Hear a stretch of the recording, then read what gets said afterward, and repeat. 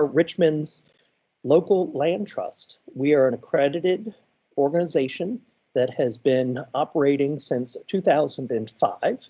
We were founded largely when there wasn't another organization working locally to educate landowners about the importance of placing their property under permanent protection, for example, conservation easements. We were working to educate farmers who had smaller than 100 acres, but still important land to protect. We were working with the city of Richmond when they couldn't find another holder for the conservation easement that now protects the James River Park system. Since that time, we have really grown, and I am pleased to say that in our service area, that includes the 8 localities of Richmond, Ashland, Chesterfield, Charles City, New Kent, Powhatan, Goochland, Hanover, Henrico, and Chesterfield, that we have now protected over 12,000 acres. And this is of a diverse range. We have projects now in every locality with the exception of New Kent County, but we have been in conversations with landowners now for several years out there. We protect property that is both historic as well as natural. We have easements on properties that are as small as 3/4 of an acre. And we have also gone and purchased property as large as 870 acres like Malvern Hill Farm. So we have quite a diverse range of projects and experience. We are served by a very devoted board, and I would like to thank our board members who are here tonight participating in the conservation games. We have 18 board members, and we are staffed with 4 dedicated staff people. I'd like to just recognize those who are participating tonight. Peter Braun, who is the referee for the conservation games. Thank you, Peter. He is our community outreach and engagement manager. And also, I'd like to recognize Jane Myers, who is CRLC's land conservation manager and is celebrating her 12th anniversary with the organization.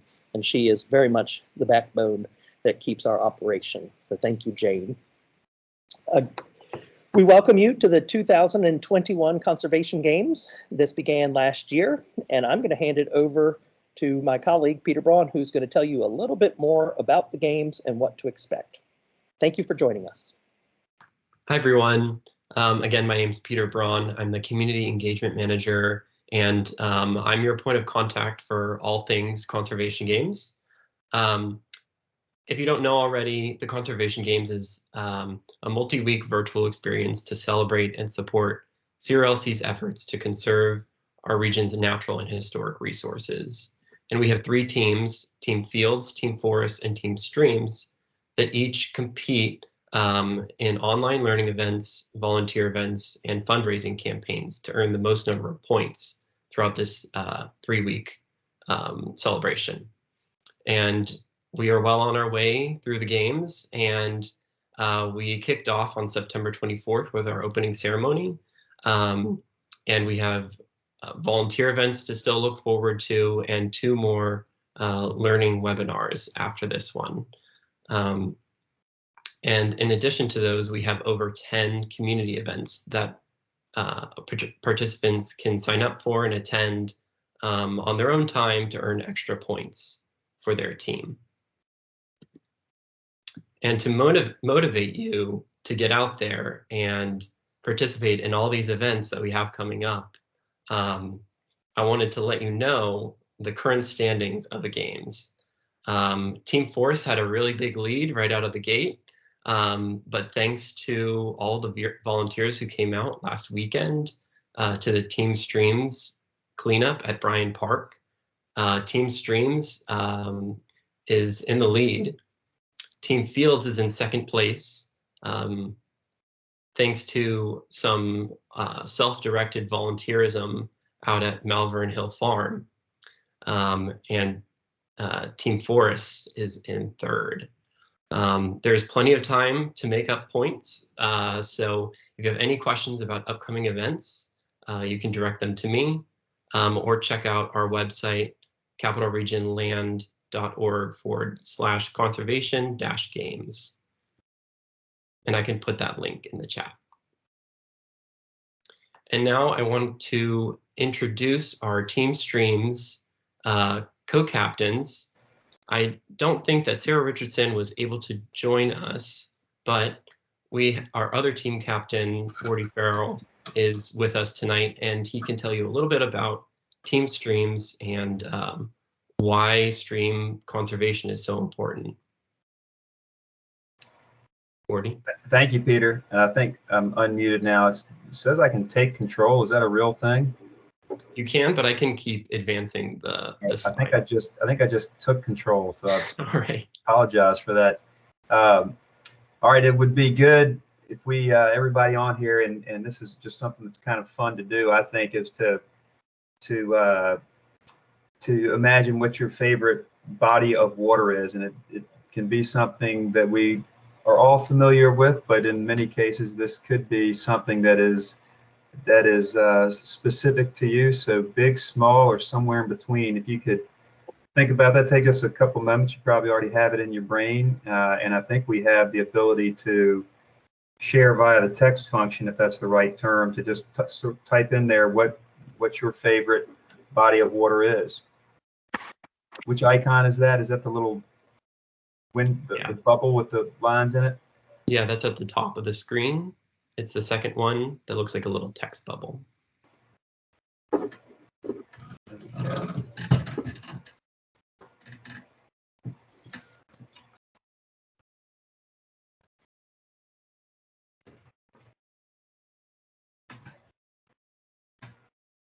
That's some pretty. James River, of course, says Bob. That's beautiful. Fall line of Appomattox River. Sound behind Emerald Isle. Ooh. Claytor Lake. James, Bob and Carrie are both big James people. Chesapeake Bay. Intercoastal Waterway. I wonder what part of the Intercoastal Waterway you're talking about in particular, Carson. You got any, you may not want to share with us, but anybody want to say something about why it is that body of water is their favorite? Do I need to start calling on somebody? I used to be a teacher, so I'm happy to do that. Sure. Yeah, the Intercoastal, I said, was my favorite. I'm from North Carolina, and I'm currently in southeastern North Carolina in Wilmington. And nice. So that's the portion I'm thinking about. And you love it because of recreation, or because of fishing, or just the beauty? What is it about it that you love? Well, the recreation, and then also the scenery and how it acts as a buffer between the mainland and the beach towns on the coast. It's a nice little transition going from the mainland out to the beach. That's awesome. Carson, that's the same body of water I'm talking about. Oh, is it? Yeah. The Intercoastal Waterway behind. Oh, yeah. Yes, oh, exactly. Yeah. Yeah. And how about the, Eileen, can you tell us about the New River? Oh gosh, I love the New River, especially the section out of Ivanhoe and also Blacksburg, Reiner, the Reiner area, and the Ivanhoe area. It's such a retreat. I just love that it's just quiet and untouched and beautiful. That's great. That's great. And Peter, what about your trips to the Chesapeake Bay growing up? Yeah, we had family friends who had a house on the Chesapeake Bay, and they would invite us out there every summer. We called it the Cove House because they were in this little tucked away cove. It had a lot of land. It was a really magical place to be able to go visit, go out on the boat crabbing and fishing, and it was a good time. That's cool. And I said the calf pasture, and quite frankly, Parker, you can relate to this, but I'm not sure if it's the calf pasture or the Maury or the cow pasture, which of the bovine animals it is that ran in front of Camp Virginia, but that's a place I spent a lot of time as a child. And the beauty of it aside, it also just sort of has wrapped up in it a lot of really positive, fond memories, and this commingling of human experience and the natural world that's pretty cool to me. I don't know, Parker, which of those is it cow, bull, or calf that ran through there? You remember? I thought it was called the cow pasture, but I think truly it was the Maury River when you got into Goshen. Yeah. Yeah. Well, that's pretty well. Thanks. Anybody else have anything they want to share? We may be able to go on now if I can remember how to take control. Here we are. All right. So there. Oh boy. How do I advance? If you'd like, I can control the slides for you. Why don't you control again then? Thank you. So Okay. we're going on now to number 9. We talked about that. And there we go. So I think that a lot of the things that folks shared just now are reasons that it's important not just to support Team Streams, but to be thoughtful about the way in which bodies of water and that very element of our experience is so important to be thoughtful about always. And I'm not going to read a PowerPoint to you. That's a good way for somebody to come over to my house and throw me in the ditch. But just the things you all said, it's elemental to the human experience. There are great environmental benefits of thinking about how do we make sure that our water is healthy, that it's clean.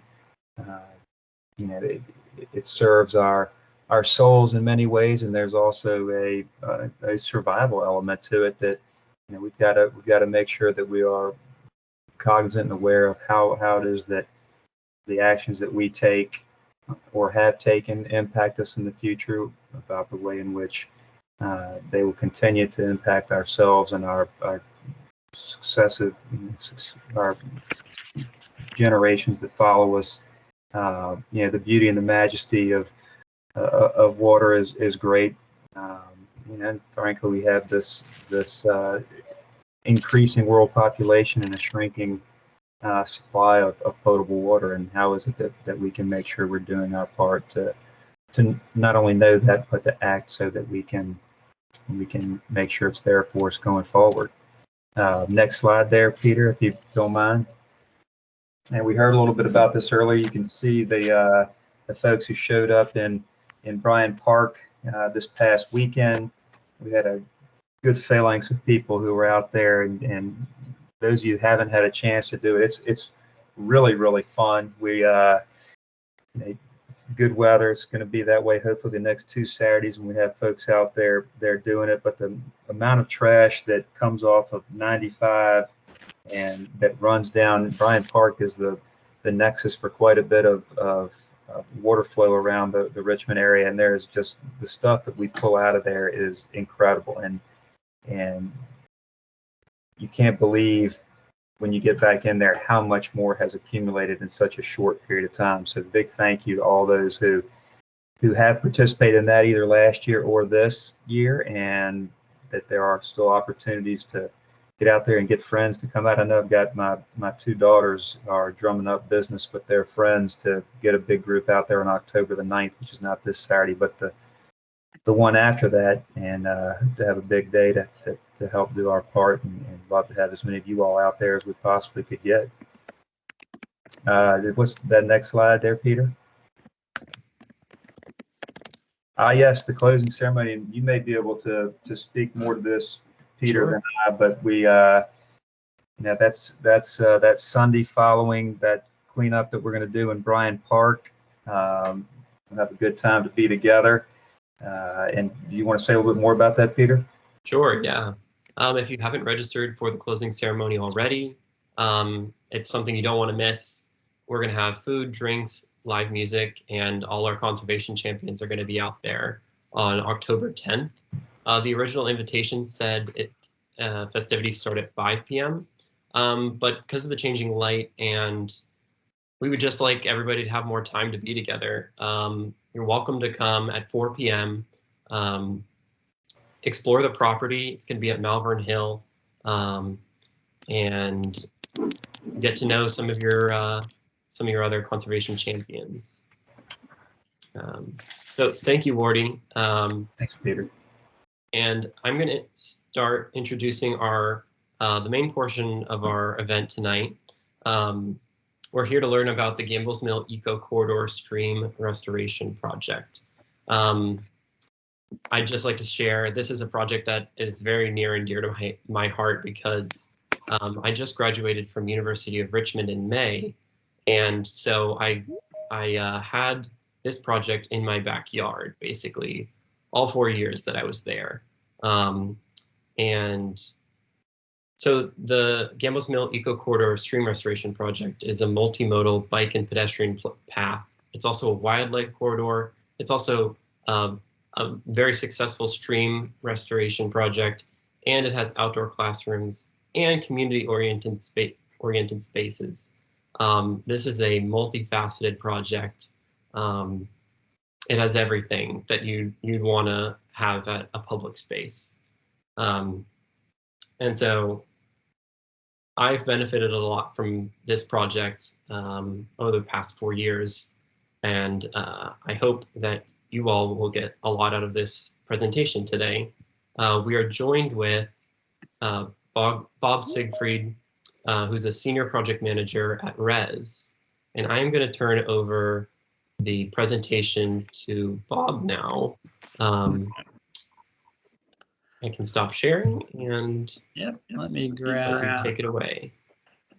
You guys should be able to see my presentation there. Just confirm that. I can see it. Yep. All right. Well, I'm really excited to talk about this project. It is also one of my favorite. I've done lots of stream restoration projects, a lot of them in urban areas. That's sort of my specialty. My background, I'm actually ecologist, stream ecologist, graduated from VCU, and spent a lot of my career working on projects like this. So really excited. This is one of the projects that I really feel is like, you always hear about win-win projects where this is win-win-win-win. There's so many different stakeholders who got to participate in this project and benefit from it. I wanted to, mention, what obviously it wasn't just me. So here's the team that's put this project together. We have Rob and Todd from the University of Richmond. Todd represents the academic side of the university. Rob is the sustainability manager. They work together with us to help bring this to fruition. And we still work with them on a weekly basis. We got staff going out there tomorrow to participate in a class with Todd, I believe. RES was also assisted by Jill at Water Street, a local landscape architectural firm, and they helped with the master planning, the visioning, the trail design, and features like that. Not last, but Jennifer Hatchett was the City of Richmond. She ran the stormwater group at the city, and this project provided compliance with a stormwater MS4 permit that the city has for reducing nitrogen, phosphorus, and sediment to the James River and ultimately to the bay. And so this project helped meet that need that the city had. As I mentioned, I'm with RES. Just real quickly, we are best described as a design, build, environmental or ecological restoration company. So we have engineers, scientists, project managers, construction teams, who all work together to put projects like this together. Kind of gives you a vision of where we are in the city of Richmond. The gray area, it's about a 3.5 square mile urban watershed. And a lot of that watershed flows right through the campus of the university, which is the brown area in the middle, flows into a lake, the big lake, right in the middle of the campus there. And then right below the campus, the stream comes out and heads towards the Kanawha Canal and ultimately to the James River and the Chesapeake Bay. This tan area here is the Country Club of Virginia. So we have a golf course right next to the stream, as well as the university.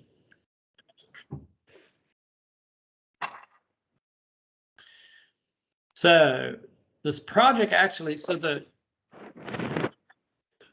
the project started as thought way back, like 2000, when the city started looking at transportation planning in the city. So all these green lines are bike paths, and one of them followed right along the stream, right through the eco corridor. And so in 2011, that idea grew a little more. So there's this old, it was a railroad track that ran up along here and supplied coal to the coal-fired power plant at the university. Eventually that was ripped out and a 2-lane paved road was put in for trucks to bring the coal in. Eventually they converted away from coal. That road was sort of abandoned. It's deteriorated over time, but it was still used as a walking path by mostly the neighborhood. And so about 10 years ago, people started thinking about what could we do to rebuild the trail and kind of treat some of the runoff in the golf course. Shortly after this idea came up, the university did a master planning project and really realized that this green corridor down here, that they termed in this master plan the eco corridor, how it could be used to connect to all the trails and stuff around the lake and the whole campus, and create a way to connect the campus through the eco trail to the river. So it started getting a lot more attention. Students started doing projects, studying the history, building pizza ovens, and just kind of using the area a lot more than in the past. I think there was at one time a survey done, and 95% of the students didn't even know there was a stream on campus, or this stream on campus. So it was sort of a forgotten area, but starting to get some attention. And that's actually really common with urban streams. I mean, it's a common, challenge for all urban streams. They often get ignored and hidden away, and people don't realize that they're there. And restoration actually helps bring them back to life in many ways. So RES, we had relationships with people at the university, personal relationships. Some of our staff lived right in the neighborhood and used that broken down old trail for running and taking walks. We knew the city of Richmond. We had done work for them as we helped with some sediment accumulating in the canal downtown, and did some traditional work for them. So we knew them, we knew Jennifer, and we knew the city had a need for permit compliance, and the university had an opportunity on their land. And that created sort of this synergy where we helped put together this project, the Eco Corridor. And, one of the things I was going to focus on here is the community engagement aspects, and less on sort of the overall like science and engineering. And I can touch on those, but I was going to check with you, Peter, if there was any questions popping up. Yeah, I just want to remind anyone, if you have any questions, you can ask them in the chat as we go along. I don't see any questions at the moment. All right. So that master plan kind of started the conversations, but then it got a little more serious in 2016, 17. We met with people from the neighborhood and explained what we're going to do. We think that that's always really important when you're contemplating a stream restoration project, because it's not small construction, and people can be very protective of their streams. So we wanted to make sure that we heard their concerns. And then we met with the academic community at the university, the professors and others, and how could they engage in the stream project. And it wasn't just the biology department, but we had literature and history people there, all of them providing ideas. One of the most interesting things we did, and this is Jill here from Water Street, she helped lead this effort over here, which was a visioning process where we had all these maps laid out, and we had all these little pictures of just textures and ideas, and people would just kind of go through them and kind of pick out things that they wanted to see or that the quarter reminded them. And it was a very interesting, coming from more of an engineering background, this approach was very interesting in getting people's feelings out about the quarter and what it could be, what people wanted it to be. What that visioning led you really to what are those elements that people want. And one of them was like a pollinator area. That's a big topic now. And so that concept was incorporated in the planning process. Another thing was new opportunities we discovered. So this thing that kind of looks a little bit like an Inca ruin, we discovered as we were crawling through the brush infested forest along the stream, and nobody at the university knew it was there. And it took us a little while to figure out what it was, but it's actually a first generation wastewater treatment plant that the university had in either the 20s or the 30s for treating wastewater, which was then dumped right into the stream there. Obviously, they don't do that anymore. It's all connected to the big city system. But that opened up an idea, like, how do we open this up? Could we, like in this plan here, here's the wastewater treatment plant. Could we put a classroom close to it, outdoor classroom, to help remember some of the history of the past stressors that the system went through, being a recipient of wastewater. We came out with some project priorities. One was to restore the stream, and I'll go in more detail about its condition. And also restore this community connection, this trail that had deteriorated from a road to something that was really hard to navigate. And part of that was because of a lack of stormwater management. You can see the folks, they're on the trail, but right next to them is a big stormwater outfall, which flowed over the trail, making it impassable at times. And so we needed to meld those two things together there, manage the stormwater and provide a better connection. And then not the least was managing the invasive species on this site, which could overwhelm any of the other priorities if not managed well. All that kind of accumulated in Water Street producing a master plan, which is a wonderful place to start a project because it helps solidify some of that visioning and planning process. We have the restored stream down through the woods. We've got the community garden, which had been there, but so maybe a little neglected. A new entrance area up in campus, pollinator areas along what is now a winding trail, a little more aesthetically pleasing, a new entrance or improved entrance down on River Road near the shopping center. And there's actually a little side walking path. And we actually we had opportunity to put in a second classroom maybe roughly in this area. So that master plan really helps kind of solidify a unified vision for the project. And it's a great way to start a project like this. So let me know if there's any questions. I'll jump in the next section, which is, so we have a vision.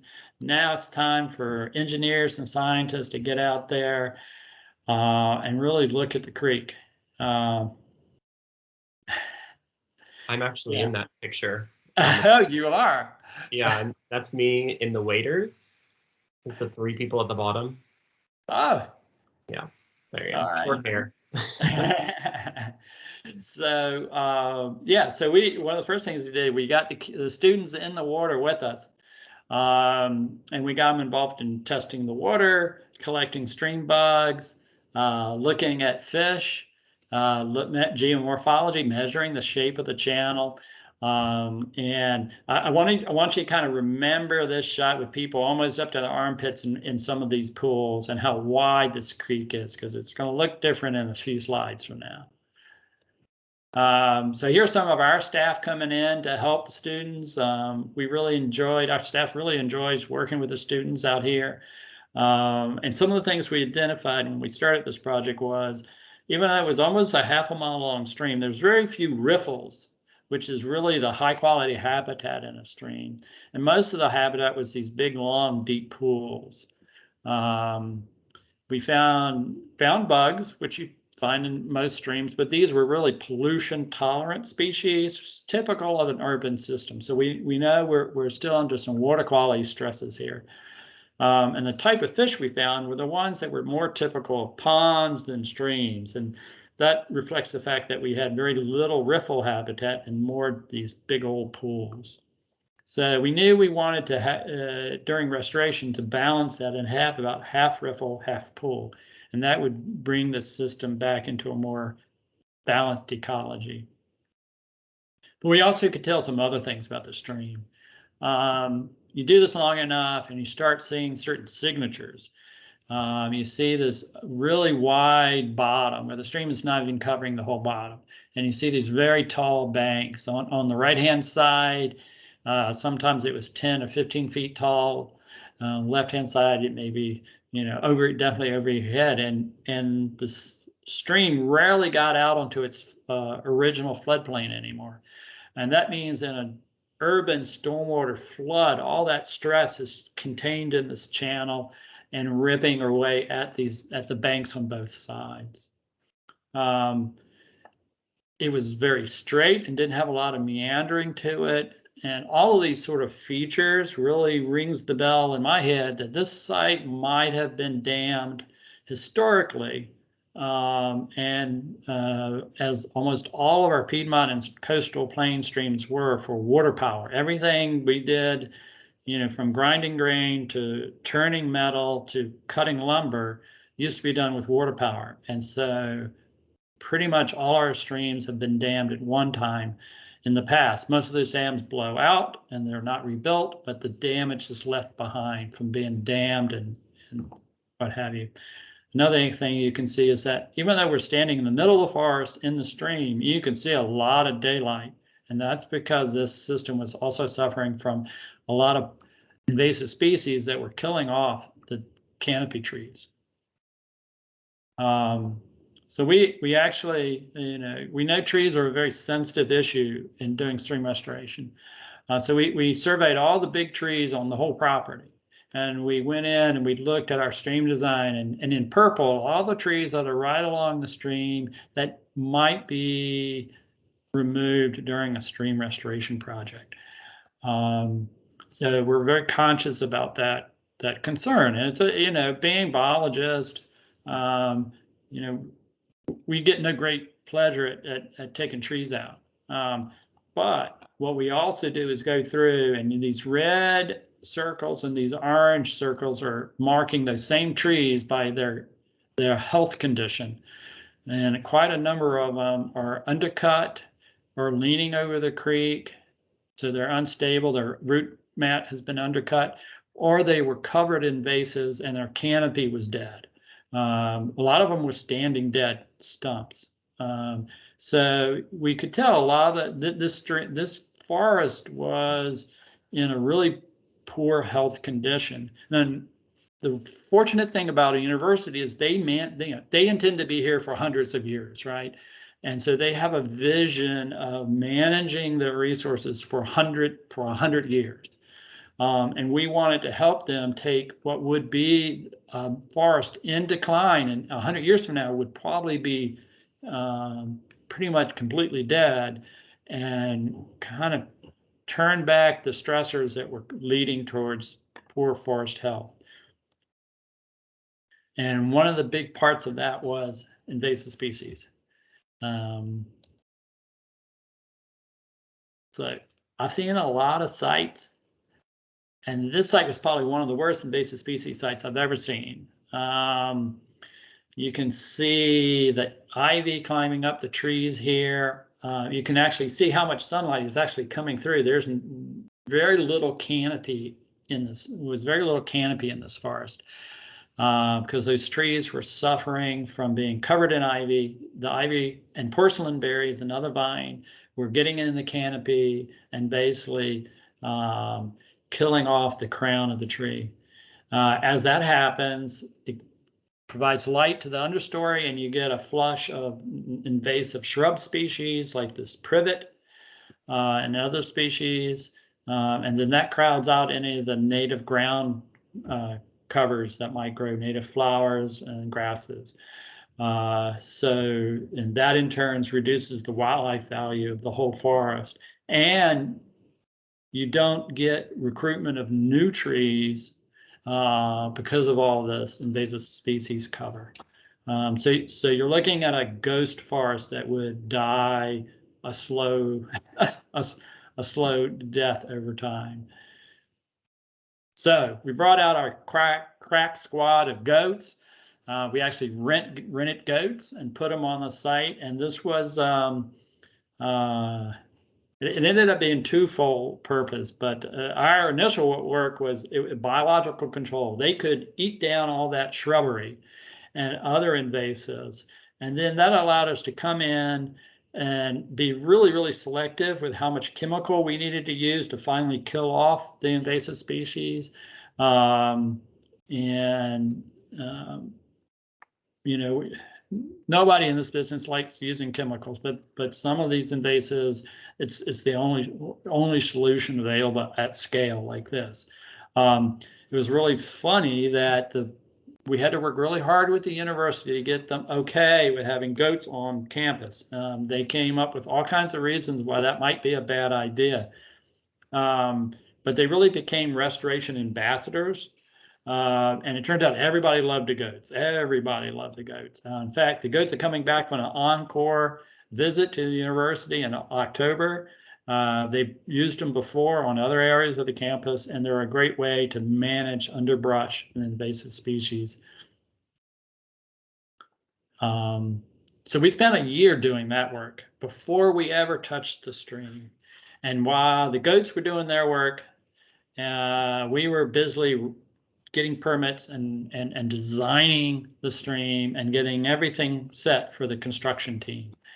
So any questions? I think there is one question from Jane. Jane, if you want to unmute yourself and ask, give a little more context. Yeah, so I was just curious. I thought, so the goats are wonderful, and I love the fact that they come in and do what they do, but I thought you had to spray invasives when the stem was cut, not later. Yeah, not all of them. What we like with some of the shrubs, we'll actually cut them and let the goats just chew up all the excess biomass that's out there. I mean, this site was really thick. Then all the left is the stump. We let the stump sprout, and then we hit that new young growth. And because we're looking at a stump with sprouts and not a full 8-foot tall privet bush, we've got a lot less area we need to spray, and that means we can use less chemicals. So it's a great way to combine, to really minimize what nobody likes to use, but sometimes we have to use the chemicals, and a great way of incorporating sort of this natural biological control process.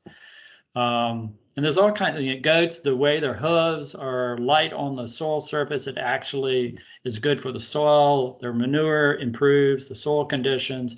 So it's a pretty interesting combination, being able to use the two together. We were really excited about it. So That's good. Thanks. yeah. So a year of invasive species control to get us going. And then we jumped in to the stream work. And I'm going to jump over all that boring permitting and environmental stuff, engineering stuff, and go straight to we're getting ready for construction. And we actually engage students and other groups during construction. We have a very strong safety program, so everybody has their safety gear on. And one of the things we do when we do this sort of outreach is to make sure people realize you can't do this with a bucket and a shovel and a bunch of volunteers. We're making major changes to the landscape, and it requires big machinery and a lot of disturbance. And it's, quite frankly, it's pretty ugly during that process. And it takes months. It took us, a good, I can't even remember, 6 months or so to do this project. But the end result is something that looks like this. And I want you to remember that shot with the students up to their chest in water and how wide that stream was. And we're now talking about something that is literally 8 feet wide instead of 20 to 30 feet wide, and the pools are about 2 feet deep in most of the places, where in the riffles, it's only a foot deep. And we have this, That's it? that's the restored stream. That's incredible. So if you look, here's an example. You can see that riffle habitat where the water is shallow and moving fast. We now have 1,000 feet of that habitat and 1,000 feet of this pool habitat out there instead of mostly pool habitat. And that, so it really turns it back into the type of stream that was probably here. I'm going to actually say before the university was here, and maybe even before this area was originally cleared and farmed. We really took an approach that tried to provide the type of stream that would be here from long ago.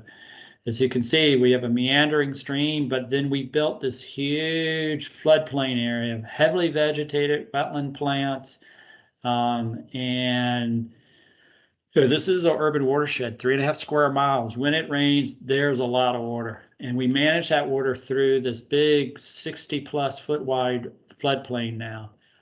We use a lot of the tree stumps that we take, the trees that we take out, we reuse the stumps as basically habitat perches and speed bumps in the floodplain. There's actually, we use a lot of wood inside the channel for habitat and up and down the channel. So we try to reuse a lot of the wood that we do have to cut down on the site. This is looking in the other direction. There's the community garden and a trail that connects around there for people to come down and take a look at the stream. So there's 40 riffles and 40 pools on this project now. Here's a shot looking at the downstream edge, and here's some debris being dropped by the channel. So this channel is acting very much like a natural system now, and much less like an urban system. And you know, this right here was the side. Actually, that's actually the dam. So here's the historical part. I wasn't even sure I had a shot of this. So I mentioned what I thought the stream had been impacted by historical damming in the past. This profile right here, you can see how the banks come up really high right here. This is the side of an earthen dam, probably early 1800s, maybe the 1700s. And we didn't even know it was here when we started. We found a mound of dirt on the other side of the creek. We weren't sure what it was. One of the archaeologists who now works at DHR, walked across this mound down, found a odd feature on the side of the valley, realized that was a borrow area for Phil, realized that Phil walked back and realized he was standing on the dam, what was left of the dam that was probably 100 to 200 years old. And that kind of finished the story of why the stream was as degraded as it was, and you know, gave us a lot of satisfaction that we've kind of turned back that clock to put a stream back in the ground that was very much like historical streams. We also had 3 or 4 streams, tributaries coming in from the golf course and off-site that were coming through pipes and over the trail and just ditched. So we did our best to naturalize them as well. We put the trail over these tribs instead of across it. We used what we call step poles, because this is a steeper system. When the water comes out of the pipe, it's coming out at a high velocity, and these steps help break up that velocity and keep them stable. You know, as I mentioned, we were really concerned about revegetating the site. It's the vegetation that holds together and provides the habitat. So we installed 20,000 plants on this site, 25,000, 10,000 trees, 200 pounds of native seed, a lot of pollinator. There's a pollinator meadow, but then all throughout the floodplain, these are all floodplains, some floodplain species that are out there. We even used some locally grown material from seed that was collected in the James River Park. And then, so as a biologist, ecologist, for me, the proof is getting in the stream and looking and seeing what the fish tell us. Where are they happy? And so when the work we did with the students beforehand, we were getting most bass and bluegill. And those were in those deep, long pools and were probably coming out of the lake upstream during storms and populating the creek. After restoration, those riffles were dominated by two kinds of minnows, like this little guy, I think this is spot fin. So suddenly minnows showed up when we fixed the stream. And that really told us that we had really made a huge ecological change in the system. And then when we came back a year later, we had channel catfish and gizzard sheds. And those two species are bigger than the minnows. And we knew they came from the James River, that they could not have come from upstream because where the dam is. And so the fish are swimming through 1,000-foot culvert at the bottom of this creek that goes under the River Road Shopping Center, comes out the other side into Kanawha Canal. And so we were getting river fish moving all the way up through the system. So I think that really tells the part of the ecological success of this project. We do have some questions. Yeah, let me shoot them at me. I can just read them out, I guess. So Parker asked, what is the maintenance requirement? I guess in reference to all the invasive species, he says, I saw some ivy still in the side woods. How do you prevent the return of that? And I think Jane had a similar question. Yeah. All that soil disturbance with so much invasive species seed sourcing in the existing landscape, how did you get native vegetation established? So actually RES is on the hook for 10 years to maintain the area along the stream. And the university is responsible for the woods and the area along the trail. The area along the stream, we have been very successful in keeping out the invasives. That 200 pounds of native seed did the job.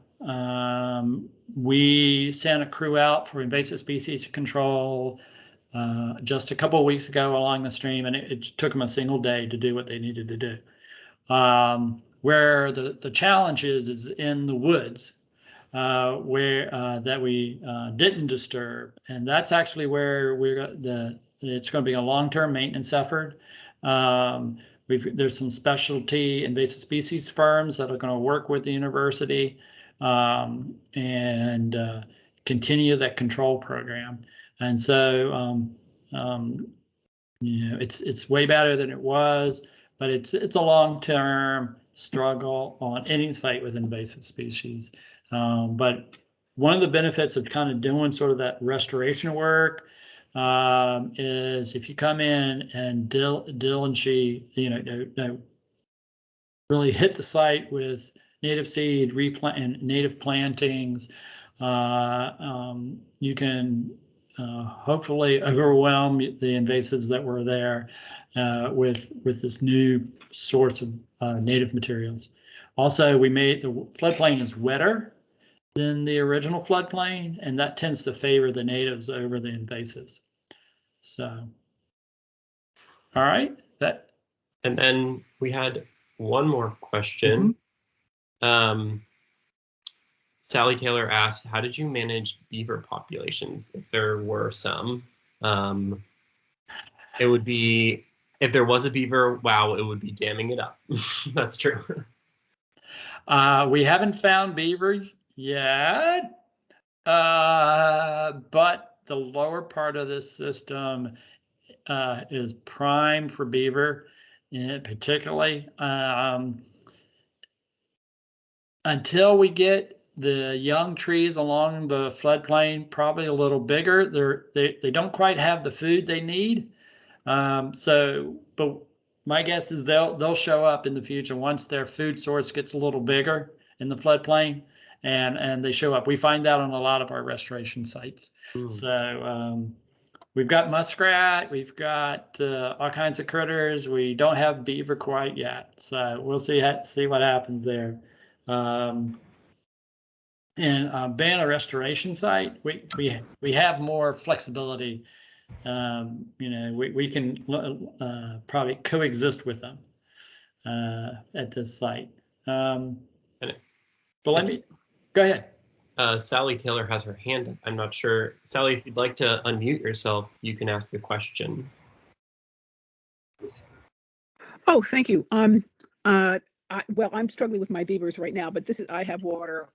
I have tall trees everywhere. So you're right. They haven't given them the food they need yet. But boy, it looks like, and could they be helpful in creating and damming things up? Could that in some way work in the favor of maintaining the streams and keeping the meandering element going? I'm not sure that there's this tension between beavers and streams. The process. Typically they'll dam the stream, create a pond. Eventually, their dam blows, and you end up with a wet meadow. The stream reestablishes in with that wet meadow, and eventually once the trees come back, the cycle starts again. And so the way we built that stream, is sort of in that stage where it is a wet meadow with a meandering system, and the food is not quite there yet. And so eventually, they'll probably come in and we'll have to, hopefully we'll coexist with them in an effective way. They don't end up backing water up into areas that create some sort of problem for the university or, things like that. So. I had one other question kind of related to this, and that is, I remember the early 1970s, I was in Richmond, and there was an unbelievable flood that flooded the entire shopping center there at River Road. And of course, most of you all don't remember that, but I mean, that was, I'm sure, a very unusual flood. But are you still having floods that are backing up across the road and back up into the protected areas? I haven't seen a flood that high yet. We do have some pretty interesting storms. I'll run a time-lapse video at the very end and let you see one. But the system is performing very well under flood events right now, and the vegetation is the key to that. So, well, let me talk about the trail construction a little bit, because this is where the human element gets put into the project.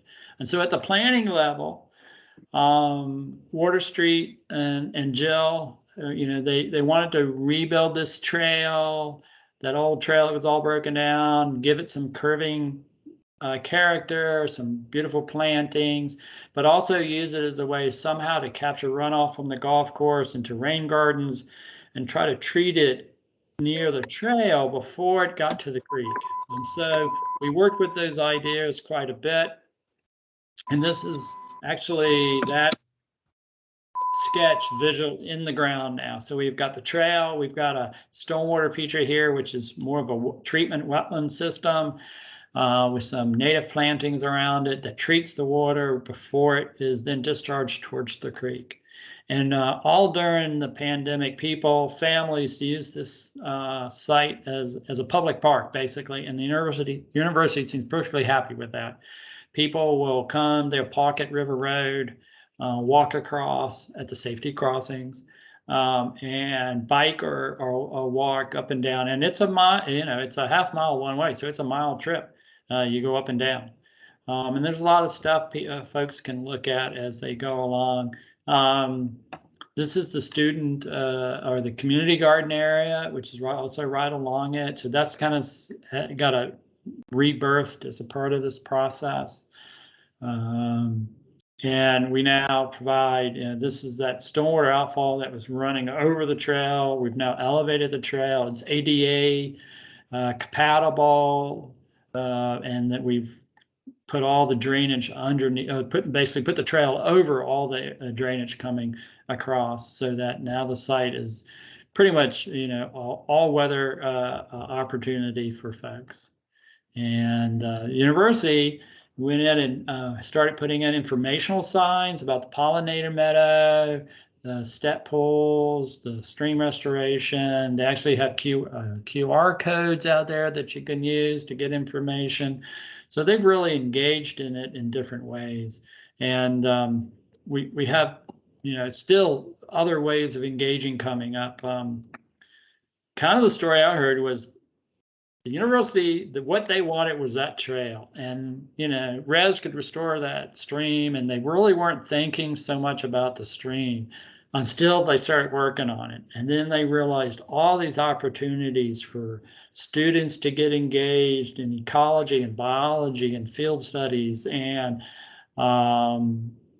it is suddenly now they have, here you are in an urban university, and they have an outdoor research facility right there on their campus. So it's been a real boon. We even built 2 different outdoor classrooms, and they just recently asked us to reconfigure one to accommodate more students. Great during the pandemic, so the classes could be outside and spread apart, and some students figured out somehow how to create a camping spot out of the classroom. So, you know, here they are enjoying the outdoors right on campus. And I think that's, you know, that's really part of, you know, this is a physical link between campus and the James River, which is really just off the end of the project and over the bridge.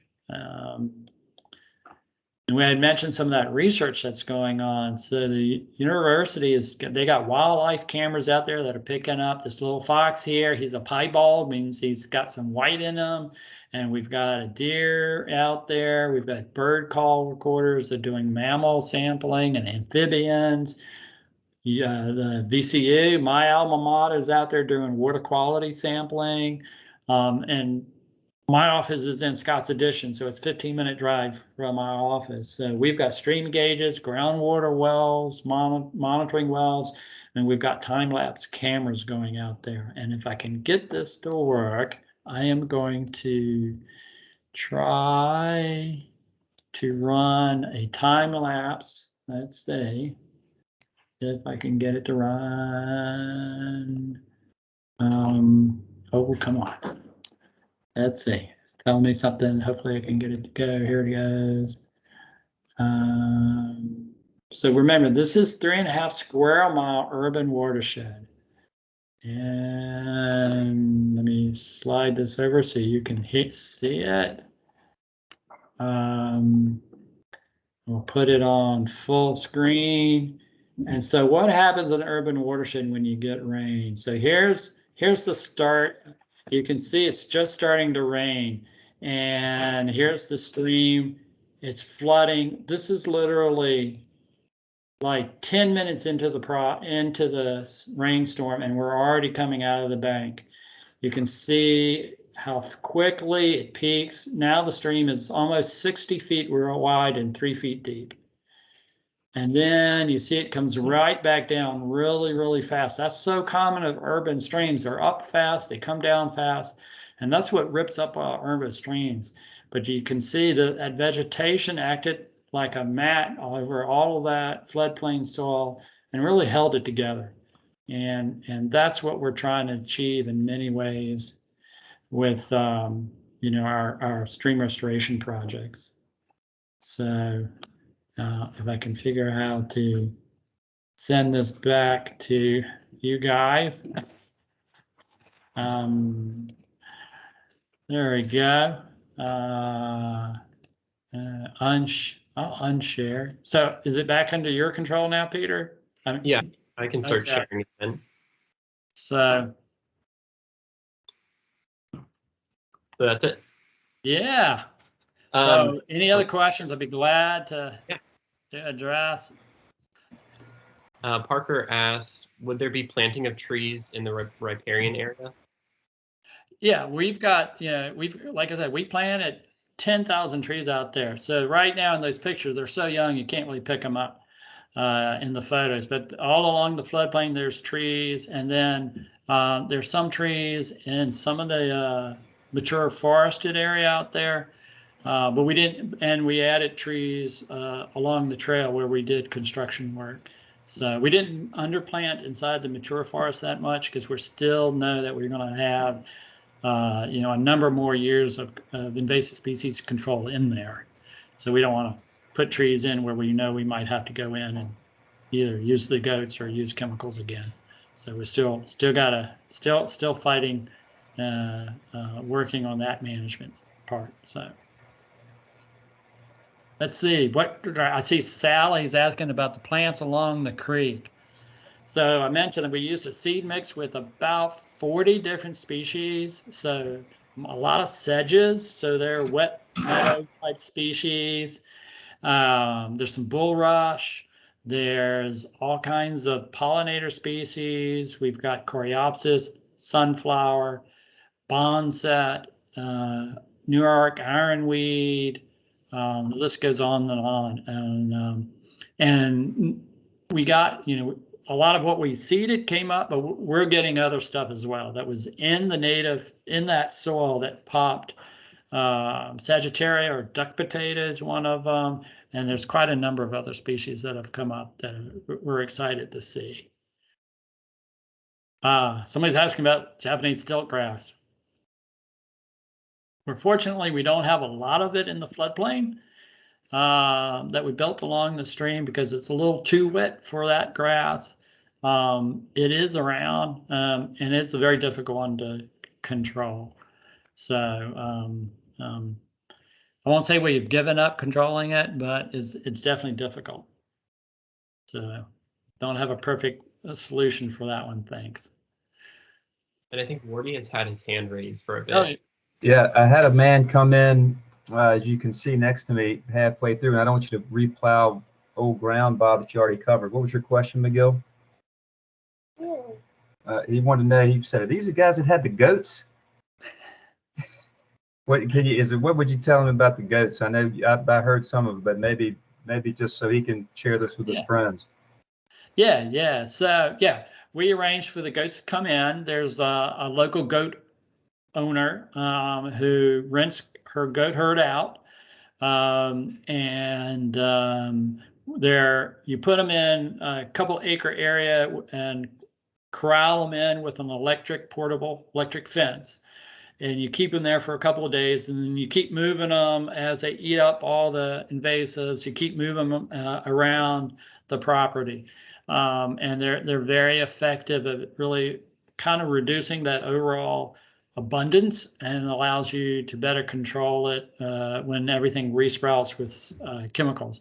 The ivy, the vining plants, we did a lot of cutting where we would go in and cut it where the vines were going up the trees and spray the stumps, and then that would also kill everything that goes up the trunk and hopefully free those trees from having their canopies choked.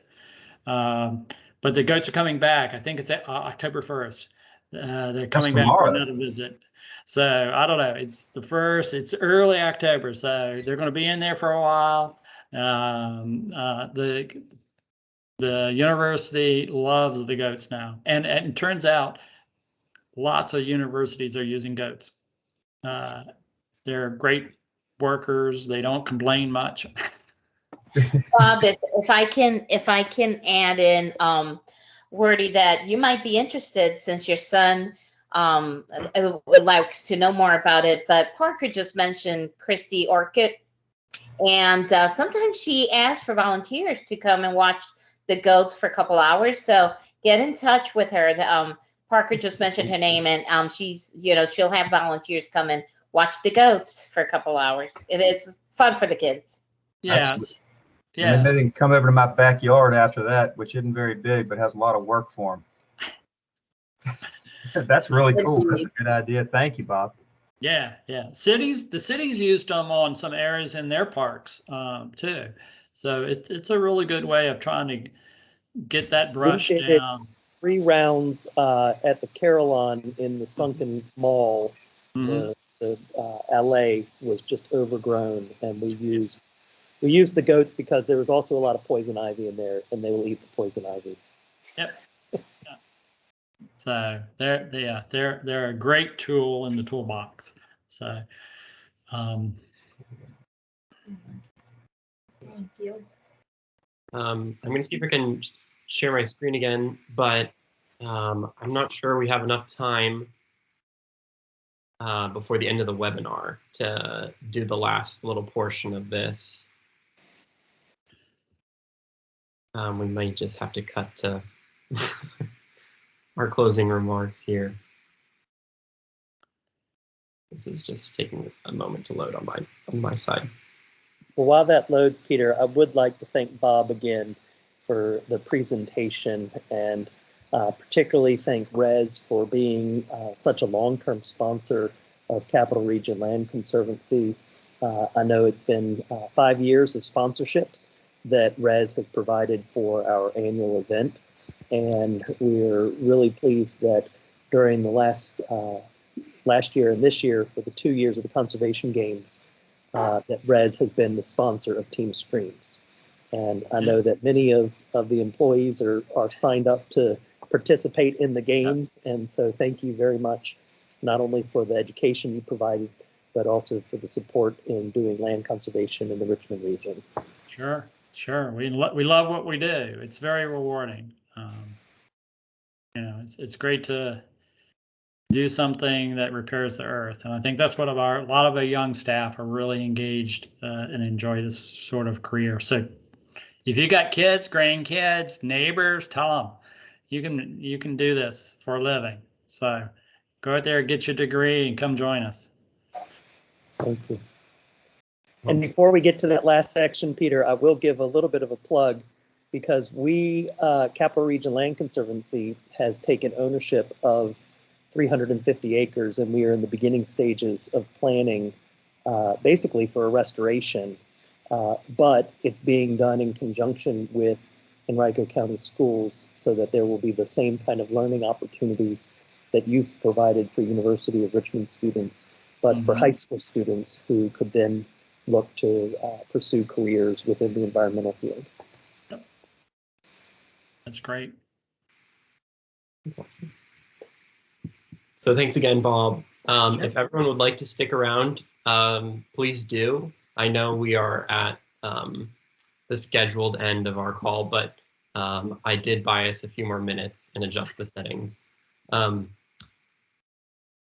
This is the fun part of our event tonight. We have just a few questions for you all. If you have to hop off the call, thank you for being here tonight. But again, the Conservation Games is a game, and we want you all to have fun. So without further ado, if you would like, you can write down the answers to the following questions. And if you answer at least 2 of the questions right, you will be awarded 25 points towards your team. There are going to be 5 questions, and just write them down on paper. And at the end, there'll be instructions on how you can make sure you get credit for that. So, question 1. Which of these rivers is the longest river in the world? And no cheating and scrolling ahead in the slides if you've already done that. Shame on you. I'm just going to give you a second to think about that one. Maybe you've heard this answer before. Maybe it's a trick question. No saying it in the chat. You're just trying to throw everyone off. And the answer is the Nile River. Yes. So if you got that one, just check it off. And I was just reading about this, and there actually is no real way to determine the length of a river. There's no like specific scientific way of doing it. We've all just agreed that it's like from beginning to end of the main tributary. But if you add up all of the tributaries, You can triple the size of the Mississippi River just like that.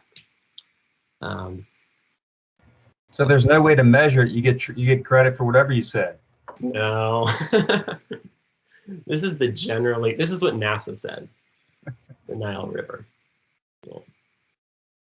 Question 2. This endangered prehistoric fish is making a big comeback in the James River. This is such an accomplishment that you can go on river tours in late summer just to spot them. I'm looking for the name of the fish. Is it A, Atlantic sturgeon, B, winter flounder, C, striped bass, or D, flathead catfish? Who's to say? And the answer is the Atlantic sturgeon. There is a winter flounder, but it lives in the Atlantic.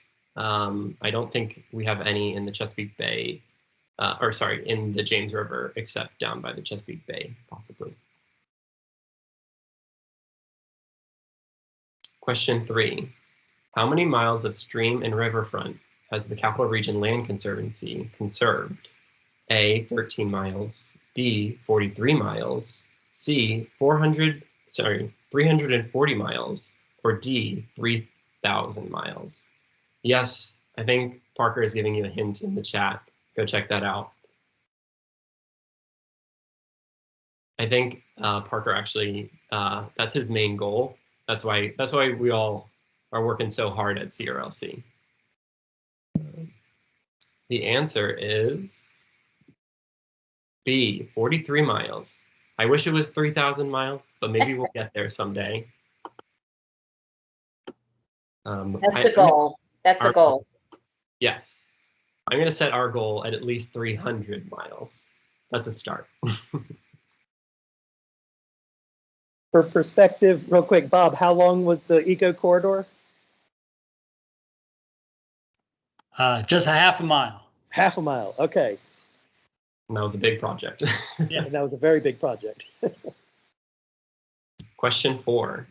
The view of the James River from Libby Hill in Richmond, Virginia, was said to be reminiscent of the view of this river that runs through Richmond, England. Is it A, the Danube, B, the Thames, C, the Rhine, or D, the Pamunkey River? Everyone has heard of the view that named Richmond? Parker could tell you a little bit about that. Well, the answer to this question is B, the Thames River. And, our last question.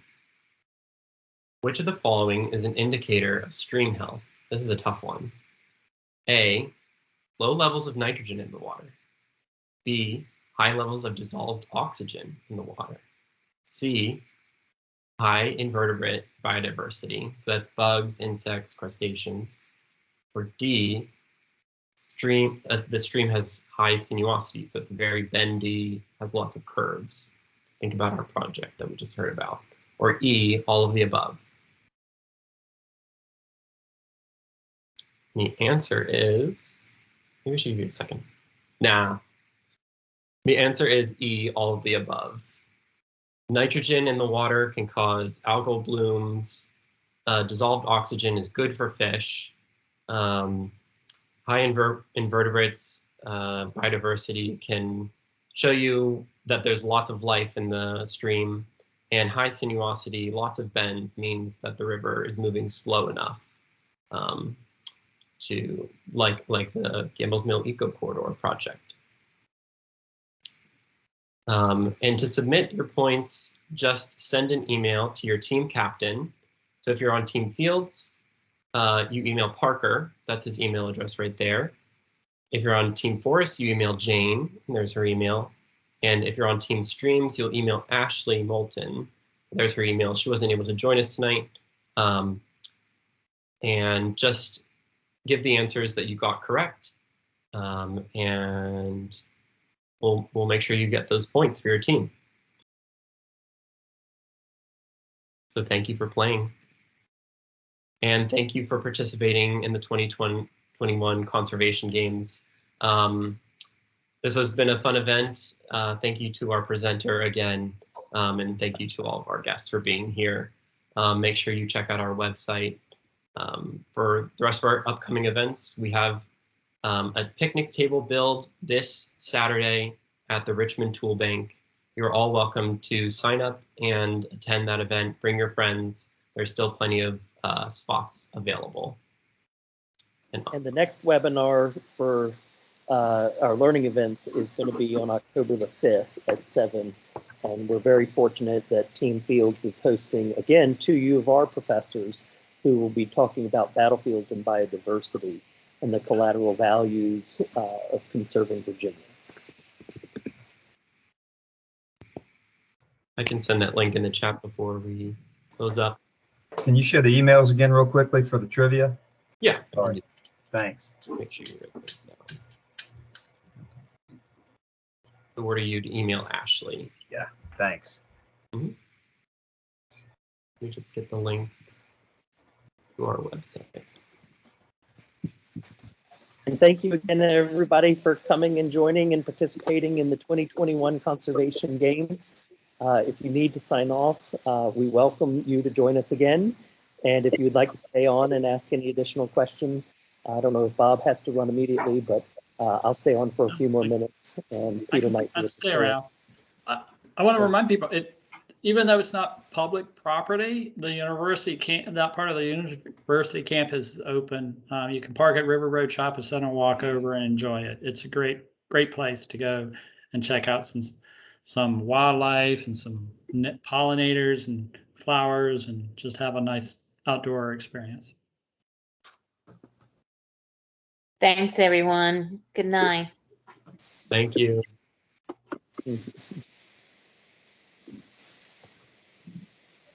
Well, Bob, I will say we're going to have to get back with some of the U of R folks because we have challenged the incoming freshman class that within their 4 years, they need to get the university leadership to agree to protecting the forest that you drive in along Boatwright Drive under a permanent easement so that no future administration or board says, we need another place to put a building.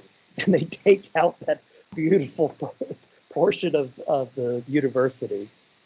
Well, our partnership in Prince William County with the Parks Department, that was part of the Park Department's purpose was they were afraid that at some future time, Board of Supervisors would change and they would decide they wanted golf courses or soccer fields and take out the forested areas and the streams. And so by partnering us, we put areas in conservation easements and did restoration work. And it helped ensure that there would always be streams and woods in those parks, and they wouldn't be all converted to other purposes over time as political conditions changed. So well, and I'm sorry it's a that great she tool. signed off, but Sally Taylor, who was on this, has been talking with Rez, and we have been talking with her for about a decade. And we've been in conversations with Duncan and Ben and others about how do we develop the partnership between a land trust that can put land under easement with a firm like Rez, where maybe it's really focused on either the restoration or the preservation for the credit projects that you all tend to do. But the conservation easement could be for the rest of the property that may not be part of what you all would be interested in. Mm-hmm. That kind of layering of one easement with another easement and how that might work. Yeah.